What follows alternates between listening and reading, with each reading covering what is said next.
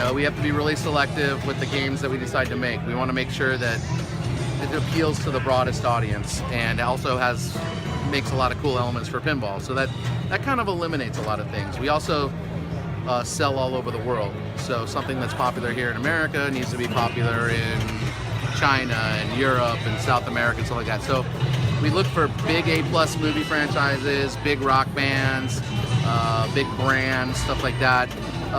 And again, titles that make for good pinball, whether it's a good versus evil, rock band, you know, take you on a concert, or, you know, sci-fi movies usually have a battle of some sort. Superheroes always have a battle, and it makes for good pinball. This Ghostbusters machine we're looking at now will incorporate almost everything from the property. So you'll hear familiar speech phrases from the movie, you'll hear the music, you'll see imagery that you know, but the more things that you can get from the property, it really helps that expectation. So like if I say I'm making Ghostbusters, oh wow, well I bet it has the Ghostbusters theme song, and I bet you there's going to be a Slimer and a Marshmallow Man. And if we didn't have that, you know, there might be, expectations might be let down. There's been a couple times, you know, there's always been talk of a Harry Potter pinball machine, but J.K. Rowling, I believe is her name, she doesn't like pinball, so. She like actively dislikes pinball? She actively dislikes pinball. She might be the one person on the planet. J.K., if you're listening, it's all family, wholesome fun. It's not seedy.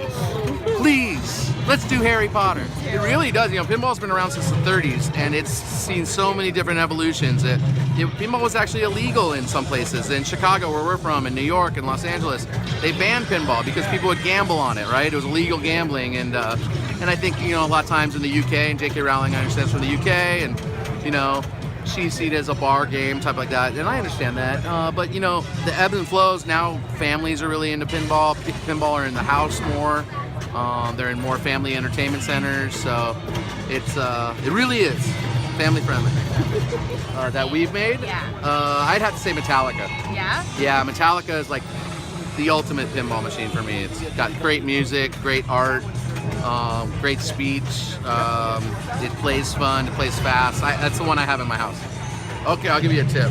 Never hit the flippers at the same time. Here, see this? When you hit the flippers at the same time, it actually creates a bigger space between the flippers. So you see a lot of kids sometimes go like that, you know?